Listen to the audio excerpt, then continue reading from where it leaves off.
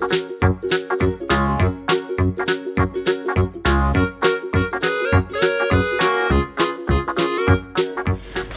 adik-adik, selamat pagi. Beberapa bulan ini kita masih harus di rumah aja ya, belum bisa jalan-jalan. Nah, tapi sekarang Kak Rahel mau ajak adik-adik untuk jalan-jalan nih, pada mau nggak?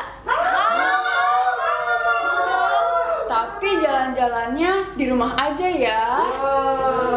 Tapi tenang aja, tetap seru kok, karena kita jalan-jalannya sambil nyanyi Jalan Serta Yesus. Ayo bangkitkan diri adik-adik. Jalan serta Yesus, jalan sertanya setiap hari. Jalan serta Yesus selamanya. Jalan-jalan suka, jalan-jalan duka, jalan sertanya setiap hari. Jalan serta Yesus selamanya. Jalan serta Yesus, jalan sertanya setiap hari. Jalan serta Yesus selamanya. Jalan dalam suka, jalan dalam duka, jalan sertanya setiap hari. Jalan serta Yesus selamanya. Wah, enak ya Kak Rahel, kalian kalau jalannya serta Yesus. Iya Kak Reva. Nah, kalau sudah jalan serta Yesus, pasti siap buat jadi pekerja Tuhan, melayani, jadi saksi bagi Tuhan. Ya, pastinya bukan sembarang pekerja, tapi pekerja Kristus yang mulia.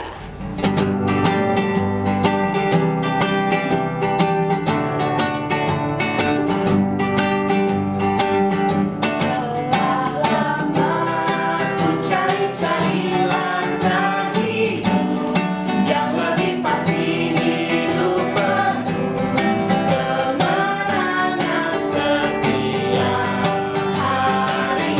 Suatu saat Yesus panggilku menjadi pekerja, melayani, jadi saksi bagi Dia. Bukan sembarang pekerja, Tuhanku luar biasa. Dia raja segala raja. Memanggilku menuai ladang, hanya anugerah semata. Aku dipakai olehnya. Sungguh amat istimewa menjadi pekerja Kristus yang mulia. Silakan duduk adik-adik. Adik-adik, untuk jadi pekerja Kristus, kita harus punya pengetahuan tentang firman Tuhan. Ya, benar banget Kak Reva. Untuk itu, sekarang kita mau mendengarkan firman Tuhan yang akan disampaikan oleh Mbak Emma. Yuk adik-adik, kita bersatu dalam doa, siapkan hati kita untuk menerima firman Tuhan. Mari kita berdoa. Tuhan Yesus yang baik, terima kasih Engkau telah mengumpulkan kami di tempat ini. Sebentar lagi kami ingin mendengarkan firman-Mu. Tuhan siapkan hati kami, kiranya kami bisa mendengarkan firman-Mu dengan baik. Terima kasih Tuhan Yesus. Haleluya. Amin. Silakan Mbak Emma. Adik-adik, siapkah mendengarkan cerita hari ini? Semuanya sudah siap ya? Hari ini kita akan mendengarkan kisah seorang domba. Namanya Dombi ya. Dia adalah seorang domba yang sangat manja. Ayo adik-adik, kita saksikan ceritanya. Dombi adalah seekor domba kecil yang tinggal bersama ibunya. Sang ayah sudah lama meninggal. Pada saat ayah Dombi masih hidup, ayah dan ibunya bekerja keras untuk menghidupi keluarganya. Namun, Dombi tidak pernah membantu sama sekali. Taunya, segala sesuatu sudah tersedia baginya. Ia menjadi domba yang tumbuh semena-mena, pemalas, dan selalu ingin menang sendiri. Meskipun ayahnya sudah meninggal, sikap Dombi tidak berubah. Dombi masih saja tidak pernah membantu ibunya. Pagi itu ketika Dombi masih tidur, ibu Dombi sudah pergi ke kebun untuk bekerja. Ketika ibu Dombi sedang bekerja mengambil rumput, ia memikirkan anaknya Dombi yang selalu malas-malasan dan tidak menghormati ibunya. Aduh, kenapa ya Dombi selalu bersikap malas-malasan? Tidak pernah berubah dari dulu. Sedih jadinya melihat anakku Dombi bersikap begitu. Dia juga sering bersikap kasar dan tidak menghormatiku sebagai ibunya. Bagaimana kalau nanti dia sudah dewasa ya? Aduh, udah jam berapa ini? Aku harus pulang untuk menyiapkan makanan buat Dombi. Dombi? Dombi? Astaga, Dombi. Kamu masih bermalas-malas di kamar. Ayo bangun. Ayo bangun. Iya, Dombi bangun. Ibu, aku lapar, mau makan. Mana makanan untukku? Ibu baru mau menyiapkan, Dombi. Hah? Dari tadi ibu belum masak. Ibu kemana aja sih? Udah siang begini belum masak. Dombi, kamu tidak sopan sekali berkata seperti itu kepada ibu. Ibu sudah dari pagi pergi ke kebun untuk bekerja, mencari rumput. Seharusnya kamu bisa membantu ibu untuk memasak, bukannya tidur dan ngomel-ngomel. Kapan kamu mau berubah, Dombi? Jangan jadi malas-malas. Nanti kamu rugi sendiri ketika dewasa. Ibu sedih melihat kamu selalu bersikap tidak hormat pada ibu. Aku gak mau dengar. Musim panen pun tiba. Rumput di kebun siap dipanen. Dengan penuh sabar, sang ibu bekerja hingga larut malam untuk memanen rumput seorang diri. Sang ibu pun memanggul hasil kebunnya pulang ke rumah. Namun, Dombi menyambut kedatangan sang ibu dengan marah-marah. Padahal sang ibu sangat lelah. Ibu, dari mana saya ini? Sampai pulang larut malam. Aku udah kelaparan. Sebentar, ibu siapkan. Dombi, ini makanan untukmu. Ayo segera dimakan. Ibu sangat lelah sekali. Ibu mau istirahat dulu ya. Ya, Bu. Keesokan harinya, Dombi bangun dari tidurnya dan merasa sangat lapar. Tapi tidak ada makanan di meja dan ternyata ibu Dombi belum bangun dari tempat tidurnya. Loh, mana makanan untukku pagi ini? Ibu, cepat bangun. Udah siang. Aku lapar banget. Siapkan sesuatu untukku.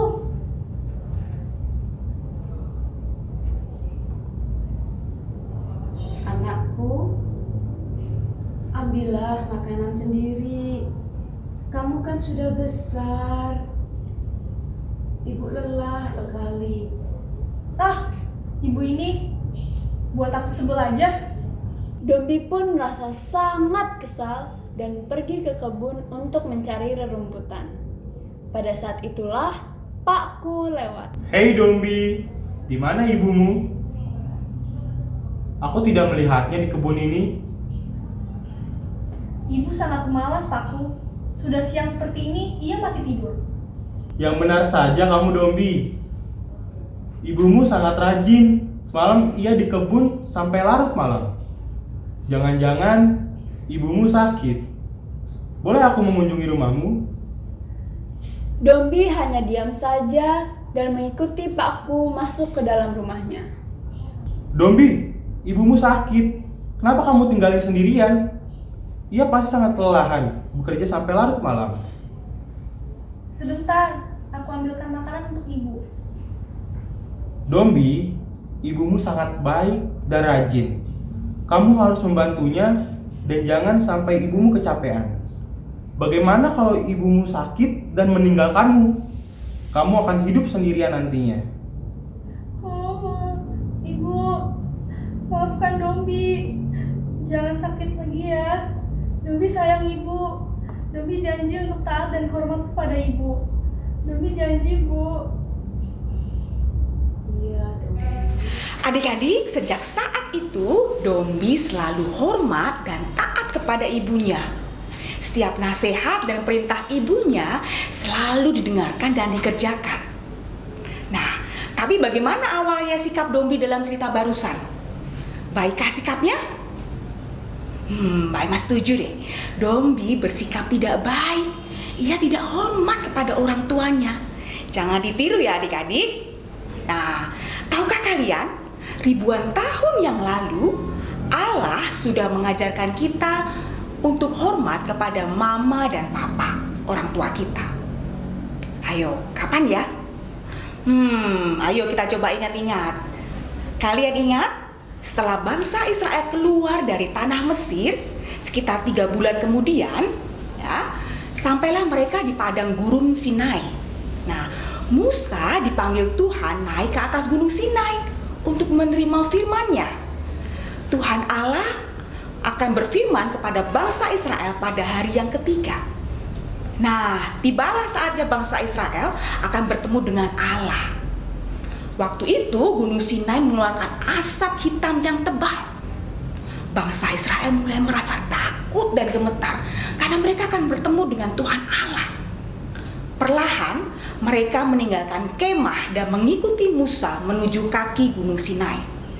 Dari puncak gunung Sinai sudah terlihat tanda kehadiran Tuhan Allah. Gunung Sinai sudah mengeluarkan asap tebal seperti cerobong asap dan tanah bergetar. Bangsa Israel bersiap menanti firman Tuhan dengan perasaan cemas dan takut. Kemudian keluarlah asap dan api dan Tuhan Allah berfirman, "Akulah Tuhan Allahmu yang membawa engkau keluar dari tanah Mesir, dari tempat perbudakan. Jangan ada padamu Allah lain di hadapanku. Jangan membuat bagimu patung yang menyerupai apapun yang ada di langit di atas, atau yang ada di bumi di bawah, atau yang ada di dalam air di bawah bumi. Jangan menyebut nama Tuhan Allahmu dengan sembarangan, sebab Tuhan akan memandang bersalah orang yang menyebut namanya dengan sembarangan. Ingatlah dan kuduskanlah hari Sabat. Hormatilah ayahmu dan ibumu, supaya lanjut umurmu di tanah yang diberikan Tuhan Allahmu kepadamu. Jangan membunuh, jangan berzina, jangan mencuri, jangan mengucapkan saksi dusta tentang sesamamu, jangan mengingini rumah sesamamu, jangan mengingini istrinya atau hambanya laki-laki, atau hambanya perempuan, atau lembunya atau keledainya, atau apapun yang dipunyai sesamamu." Seluruh bangsa itu menyaksikan guru gemuk mengguntur, kilat sambung menyambung, sangkakala berbunyi dan gunung berasap. Maka bangsa itu takut dan gemetar, dan mereka berdiri jauh-jauh. Mereka berkata kepada Musa, "Engkaulah berbicara dengan kami, maka kami akan mendengarkan. Tapi janganlah Allah berbicara kepada kami, nanti kami mati." Tetapi Musa berkata kepada bangsa itu, "Janganlah takut, sebab Allah telah datang dengan maksud untuk mencoba kamu, dan dengan maksud supaya takut akan Dia ada padamu, agar kamu jangan berbuat dosa." Nah, salah satu dari perintah Tuhan yaitu yang kelima adalah hormatilah orang tuamu. Nah, tadi di awal cerita adik-adik masih ingat kan? kisah Dombi yang tidak hormat dengan mamanya? Nah, orang tua kita sangat menyayangi kita. Kita juga harus hormat dan sayang kepada mereka. Dengan cara apa? Menaati setiap perintah dan larangan mama dan papa kita. Jadi adik-adik kalau disuruh belajar atau melakukan tugas di rumah harus bersedia ya, dan tidak marah-marah. Lalu berbicara dengan lemah lembut dan sopan kepada mama dan papa. Nah, selain hukum yang kelima, jangan lupa ya dengan hukum-hukum yang lain. Kenapa? Karena Tuhan Yesus sendiri sudah berfirman di dalam Alkitab, dalam 2 Timotius 3 ayat 16, bahwa segala tulisan yang diilhamkan Allah memang bermanfaat untuk mengajar, untuk menyatakan kesalahan, dan untuk memperbaiki kelakuan, dan untuk mendidik orang dalam kebenaran. Semua hukum Tuhan yang dituliskan dalam Alkitab berguna untuk mendidik orang dalam kebenaran. Jadi, mulai dari hari ini, siap ya untuk taat dan membantu mama dan papa kalian. Amin. Mari kita berdoa. Tuhan Yesus yang baik, terima kasih karena Tuhan telah memberikan hukum kepada kami sehingga kami bisa belajar untuk bisa mentaati setiap hukum Tuhan. Ajari kami untuk bisa taat dan hormat kepada orang tua kami, selalu mentaati setiap perintah dan larangannya. Ajari kami juga bisa menyayangi orang tua kami dengan segenap hati karena Tuhan telah menyayangi kami lebih dahulu. Terima kasih Tuhan Yesus, kami naikkan doa ini. Amin. Makasih Mbak Emma untuk firman Tuhannya. Adik-adik, dalam 10 perintah Tuhan yang dikenal juga dengan 10 hukum Allah, kita diperintahkan untuk menghormati ayah dan ibu. Nah, ada yang tahu nggak hukum keberapa ya itu? Kelima. Betul. Yuk adik-adik, biar kita mudah mengingatnya, untuk bisa selalu melakukannya, kita nyanyikan lagu Hukum Kelima.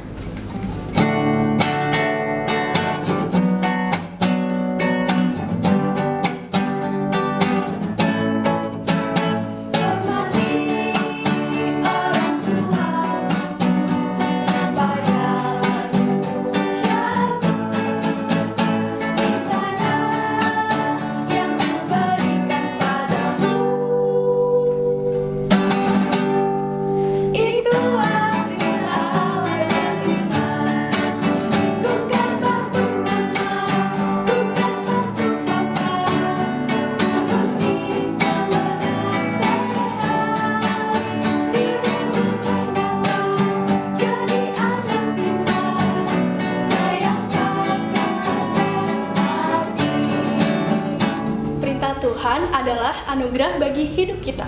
Selalu hormati, juga taat dan turuti nasihat papa dan mama. Untuk sekarang ini, karena virus corona masih ada, papa mama pasti memberi perintah kepada adik-adik untuk tetap di dalam rumah, selalu jaga kebersihan, cuci tangan pakai sabun, dan kalau harus keluar rumah pastinya dengan papa mama jangan lupa pakai masker. Nah, oke adik-adik, sekarang kita lanjutkan ibadahnya bersama keluarga sampai selesai. Tuhan Yesus selalu memberkati. Dadah.